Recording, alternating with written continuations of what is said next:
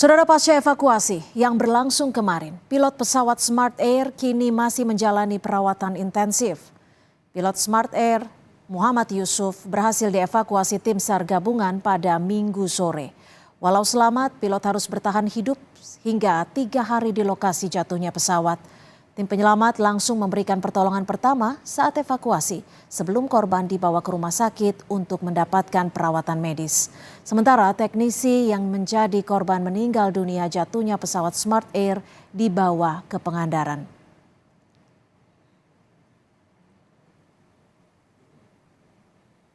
Dari rumah sakit seperti itu, jadi mungkin nanti saya kabarkan kalau sudah dapat. Sudah koordinasi sama keluarganya? Oh, pasti Pak, dari awal. Sudah koordinasi sama keluarga lagi? Sudah. Dan akan tetap dipulangkan ke kampung Pasti. halaman. Di mana pun yang meninggal?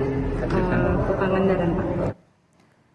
Setelah berhasil mengevakuasi korban, tim SAR gabungan kini akan kembali ke lokasi tempat jatuhnya pesawat untuk menjemput anggota tim yang harus menginap saat evakuasi dilakukan. 10 orang tim SAR masih bertahan di lokasi jatuhnya pesawat setelah menyelamatkan pilot dalam keadaan selamat dan teknisi yang meninggal dunia pada hari Minggu kemarin di hutan Binuang, Krayan, Kalimantan Utara. Antara lain 5 anggota penyelamatan Kansar Tarakan, 3 personel TNI AD, dan 2 anggota Polri.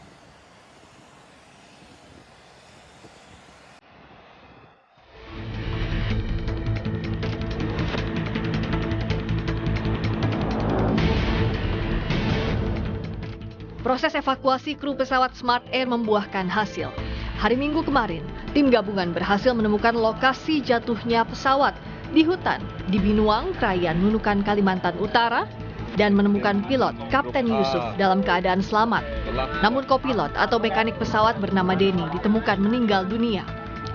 Pilot pesawat Smart Air jenis Pilatus tersebut harus bertahan hidup selama 3 hari di tengah hutan.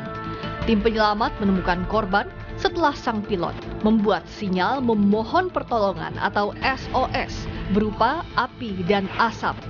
Tanda awal tersebut sempat dilihat oleh tim yang menyusuri lokasi jatuhnya pesawat Smart Air. Dilanjutkan pencarian oleh tim SAR gabungan darat hingga akhirnya kedua korban ditemukan.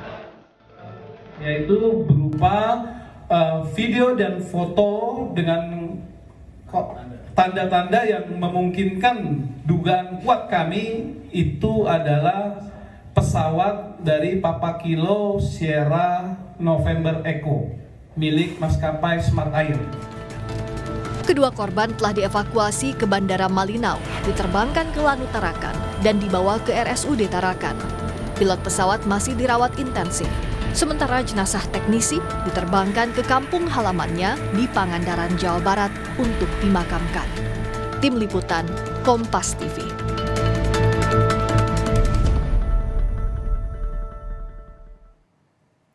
Lalu bagaimana cerita di balik proses penyelamatan pilot Smart Air dan perkembangan evakuasi terhadap 10 tim SAR gabungan pasca menyelamatkan pilot dan teknisi pesawat Smart Air? Kita sudah bergabung dengan Kolonel Penerbang Bambang Sudewo dan Lanut Anang Busra Tarakan. Selamat sore Pak Bambang, terima kasih sudah bergabung bersama kami di Kompas Petang. Ya, selamat sore seluruh pemirsa dan selamat sore Mbak Cynthia. Iya, pertama-tama kami ingin mengucapkan apresiasi sebesar-besarnya terhadap tim SAR gabungan yang telah berhasil menjangkau lokasi dan juga mengevakuasi para korban jatuhnya Smart Air. Pak Bambang, kami ingin kembali mengkonfirmasi bagaimana Anda bisa meyakini ada tanda SOS berupa asap yang saat itu terlihat dari pilot? Untuk kisahnya memang cukup dramatis, Mbak. Jadi saya bisa jelaskan di sini awal dari persiapan kita untuk mencari dan menentukan tentunya berdasarkan data yang didapat dari ELC, yaitu alat yang terpancar dari pesawat. Kemudian dari dasar itu kita mencoba memetakan rute semuanya dan kita coba mencari dengan segala kemampuan kita. Dan terakhir sebetulnya usaha pencarian itu hampir saja kita close, kita tutup pada hari itu. Tetapi kita masih membuka peluang yaitu dengan menerbangkan satu pesawat Smart Air yang dimana pilot Smart Air ini terlatih untuk terbang dari Tarakan ke Binuang, kemudian kita coba mensimulasikan rute sesungguhnya yang biasa mereka lakukan. Dan tepat saja ketika hal itu dilakukan, cuaca dalam kondisi baik, kemudian ada tanda asap. Nah, dari tanda asap ini akhirnya kita memfokuskan, pilot Smart Air memfokuskan, akhirnya yang Smart Air ini sudah di dalamnya juga ada tim observer dari SAR kita, sehingga alhamdulillah pada hari itu pukul sudah cukup sore, hasil itu ditemukan. Nah, ini yang membuat kita semakin optimis bahwa dari tanda asap itu di tengah belantara hijau berarti ada tanda-tanda. Ya, ternyata betul dari hasil fotonya kemudian kita analisa, tanda itu bukan dari hasil kebakar pesawat, tetapi itu hasil dari api yang dibuat oleh tentunya prediksi kami dari kru yang selamat di pesawat itu. Nah, dari situ kita mulai optimis.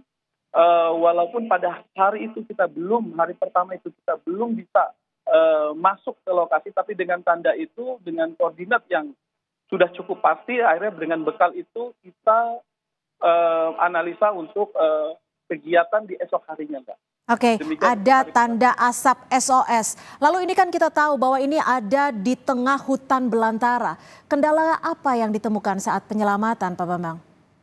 Tentunya ini yang menjadi masalah handicap kami adalah yang pertama tentunya cuaca. Karena ketinggian itu 5.000 feet. 5.000 feet rata-rata awan itu rata-rata terendah adalah 2.500 feet. Sedangkan ini berada di ketinggian 5.000 feet. Sehingga otomatis dan sudah menjadi iklim di wilayah Kalimantan ini rata-rata baru membuka itu di antara jam 10 pagi ke atas. Sementara juga gelapnya jauh lebih cepat, menjelang jam 6 sore sudah mulai gelap. Jadi kita memang berpacu betul dengan waktu, sehingga handicapnya itu. Kemudian setelah kita lihat, handicapnya adalah pohon-pohon cukup tinggi. Rata-rata di atas 30 meteran. Kemudian terbukanya ruang itu cukup kecil karena berada di lereng tebing yang cukup curam. Itu handicapnya, Mbak, untuk kita kesulitannya untuk pada saat itu. Oke, berpacu dengan waktu. Kita tahu bahwa pesawat ini hilang kontak pada Jumat pagi. Bagaimana sang pilot bisa bertahan hingga 3 hari? Dari hasil analisa kami, pertama kita lihat dari hasil foto pertama pesawat yang passing di sana. Itu dan foto tim penolong yang sudah kita terjunkan di hari kedua, kita lihat dia dalam posisi bisa duduk pada saat di lokasi sebelum diangkat. Nah, dengan dasar itu berarti alhamdulillah kemungkinan yang selamat, kru yang selamat, pilot yang selamat ini masih bisa melakukan pergerakan, ya, walaupun tidak sebebas yang kita bayangkan, tetapi juga kan kita sadari bahwa pilot ini memang pasti terbekali, ya, setiap pilot pasti terbekali bagaimana cara bertahan hidup, itu standar pendidikan setiap pilot.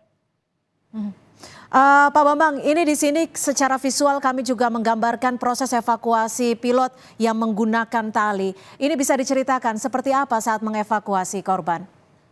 Jadi ketika wilayah sudah terbuka, posisi diketahui, heli melakukan pendekatan. Ya, heli melakukan pendekatan sedekat mungkin dengan kemampuan jarak tali yang sudah kita siapkan, yaitu kita sebut hoist. Ya, hoist itu secara elektrik kita turunkan ke bawah. Kemudian pasukan dari Kopasgat tim penolong akan turun mendahului. Satu orang untuk karena yang terlatih untuk menggunakan alat ini tentunya dari tim Kopasgat yang satu paket dengan heli Karakal ini. Nah, satu tim akan turun, kemudian setelah turun baru kita melakukan tindakan medis yang sebelumnya sudah disiapkan oleh tim penolong kami di bawah 1 hari sebelumnya itu. Sehingga tinggal tim Kopasgat akan memegang pasien ini atau korban ini baru ditarik secara perlahan ke atas masuk ke dalam heli. Walaupun sepertinya mudah, tetapi faktor resiko cukup banyak. Tentunya yang pertama, ya silakan Mbak. Resikonya seperti apa, Pak Bambang? Yang pertama adalah kondisi angin. Dengan terulur tali yang panjang, apabila tiba-tiba terdapat angin cukup kencang, itu akan bisa berayun dan itu bisa membahayakan. Kemudian apabila tali elektrik ini macet, itu juga sangat berbahaya. Dan emergensi satu-satunya untuk itu adalah tali diputus.